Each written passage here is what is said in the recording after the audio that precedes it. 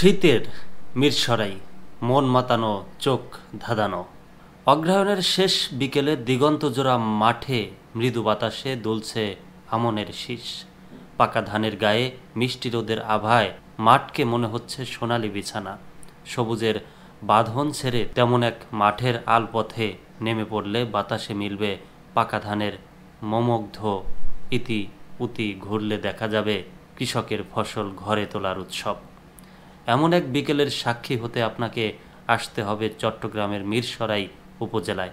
এখানে শুধু কি মাঠ ফসলের শোভা, পাহাড়, নদী, হ্রদ আর সমুদ্র ঘেরা প্রাকৃতিক সৌন্দর্যের এমন লীলাভূমি যে খুঁজে পাওয়া ভার। চোখ জুড়াবে সবুজ পাহাড়ে। মিরসরাই উপজেলার পুরো পূর্ব পাশটাই সুউচ্চ পাহাড়ে ঘেরা। শীতেও ঘন সবুজ বনের সব পাহাড় ঝর্ণার কলকল শব্দ আপনাকে দেবে ভিন্ন এক অনুভূতি। একটু সময় নিয়ে ঘুরলে এখানকার পাহাড়ি ট্রেইলগুলো হতে পারে আপনার ভ্রমণের রোমাঞ্চকর অনুষঙ্গ। আর এসব বনপথে ঘুরতে গিয়ে দেখা মিলবে বানর, বনমোরগ, নানা জাতের সাপসহ আরও অনেক প্রকৃতির সন্তানদের। হাঁটতে হাঁটতে ক্লান্ত হলে পিপাসা মেটাবে ঝর্ণার শীতল জল, প্রশান্তি দেবে জাম, ডুমুর বা চাপালিশের ছায়া। শান্ত হ্রদের স্নিগ্ধ শোভা।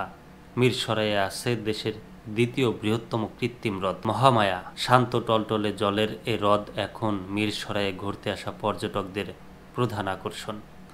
উঁচু পাহাড় ঘেরা এ হ্রদ এলাকার জীববৈচিত্র্য যেন প্রকৃতির পাঠশালা।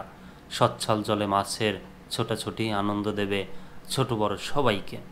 কোলাহলহীন নৌকা ভ্রমণ আর কায়াকিংয়ের আকর্ষণ পর্যটকদের বারবার টেনে আনে মোহমায়ায়। কোথায় থাকবেন? মিরসরাইয়ে বেড়াতে এসে রাত যাপন করতে চাইলে এখন আর ভাবনা নেই।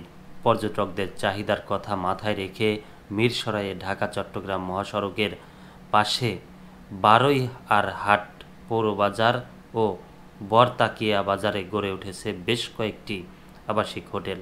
নিরপরাধ আবাসনের পাশাপাশি পর্যটকদের খাবারের ব্যবস্থাও আছে এসব হোটেলে। আবাসিক হোটেলের নন এসি রুমের ভাড়া পড়বে 800 থেকে 1000 এবং এসি রুমের ভাড়া 1500 থেকে 1800 টাকা।